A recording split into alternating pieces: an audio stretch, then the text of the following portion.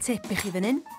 Drwy roi'r tin o driog du heb y caead mewn sosban o ddŵr berwedig, fe fydd y triog yn haws i'w fesur.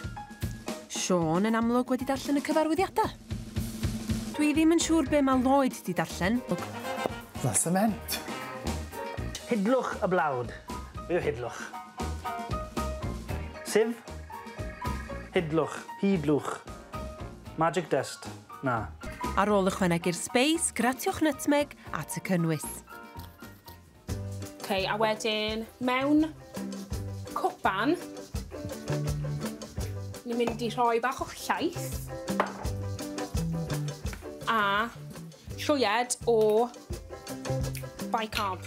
Fe allwch chi ddefnyddio llefrith almond fel Lloyd ac yna I gymysgu efo'r soda popi a'i roi I un ochr. Nôl â ni at y triog du. Rhowch o mewn sosban efo'r sirwp, siwgr, menyn a 75 ml o ddŵr a chymysgwch bopeth tan iddo fo doddi yn un.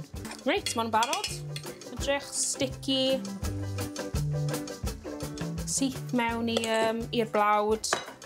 Mae'r arogl yn stunning. Ac yn ola, rhowch y llefrith a'r soda at weddill y cynhwysion yn y fowlen a chymysgu'r cyfan yn drwyadl cyn tolli'r cyfan I dyn popi. A dyna ni tair cacen wedi mynd i'w tiniau ag i'r popdy.